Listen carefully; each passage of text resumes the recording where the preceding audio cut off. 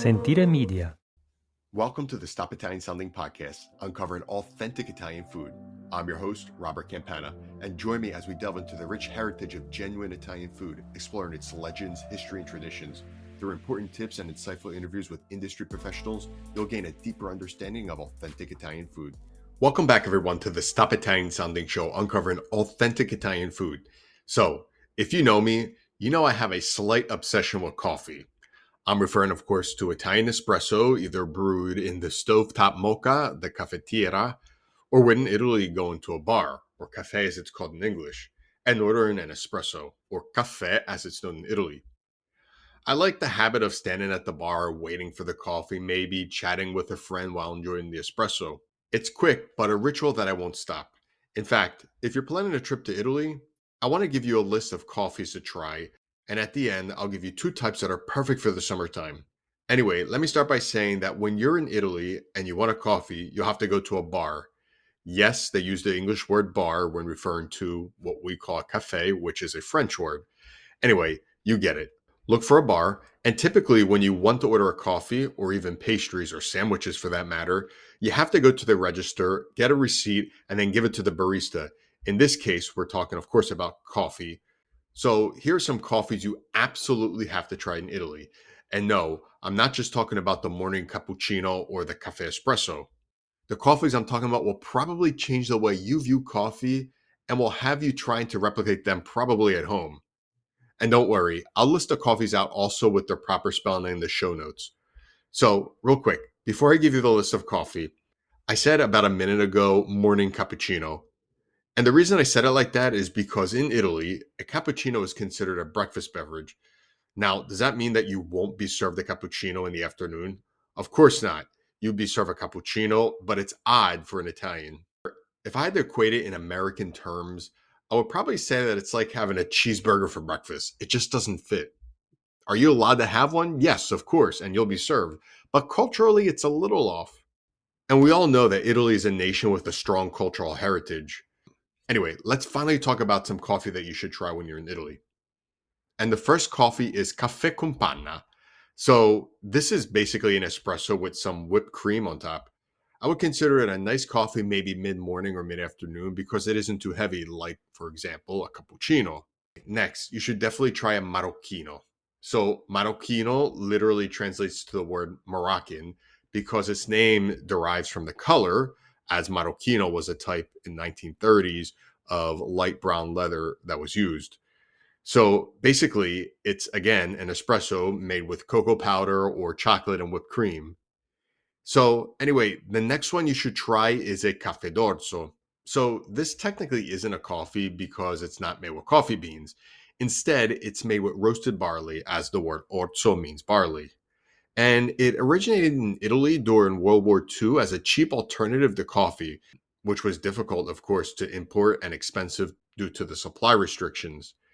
And the barley, in my opinion, gives it a malted, roasty flavor. And of course, it's naturally caffeine free because, again, it's not coffee. And it has much less body and richness than an espresso, but with an earthy, slightly bitter taste. I suggest trying it at least once. And if you like it, you go with it. If not, at least you could say you tried it. Next, I'd like to talk about the Caffè al Ginseng. I happen to really like this one, and I always get it when I go to Italy. And it's an espresso made with ginseng root extract and has a nutty, sweet flavor. It's something I always get when I go into Italy because here I've never seen it out. In fact, I tried to buy the little pods or cialdas they're called to replicate it here in the US. It just doesn't come out the same. So I really strongly suggest you try this when you go to Italy.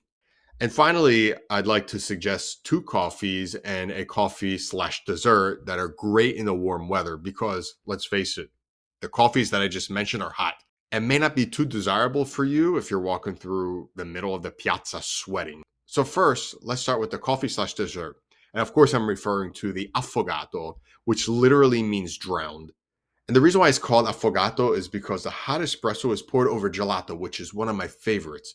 So let's just call it a snack. It's perfect for the summertime because I love the taste of the coffee combined with the sweetness and the creaminess of the gelato.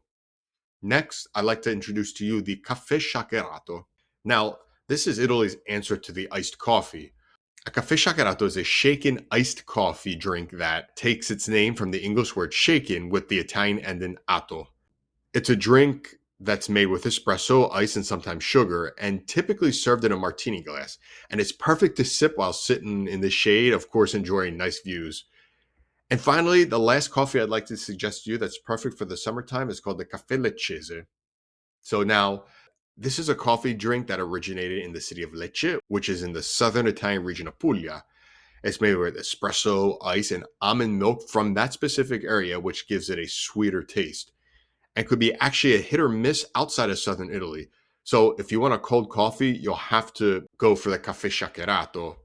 Anyway, I hope that this list of coffee beverages that I just listed has you wanting to try them.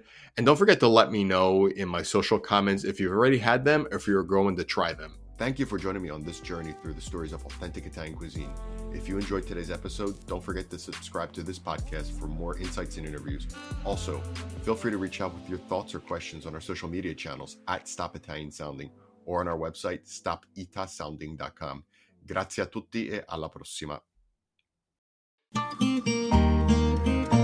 Sentire Media. Hey, podcast producers and show hosts. Do you want to join a podcast network that celebrates all things Italian? At Sentire Media, we understand the allure of Italy and its unique culture. Our devoted team of hosts and producers are all driven by their shared passion for Italy. And we work tirelessly to create the best lifestyle podcasts and content that will whisk you away to the very heart of Italy. With us, you can savor the mouth-watering flavors, get lost in the stories from the past, break down the cultural barriers, and truly immerse yourself in the vibrant traditions of this intoxicating country. If you have a great podcast idea or are already in production and would like to join Sentire Media, head over to sentiremedia.com, that's SENTIRE media.com, and find out how to submit your show.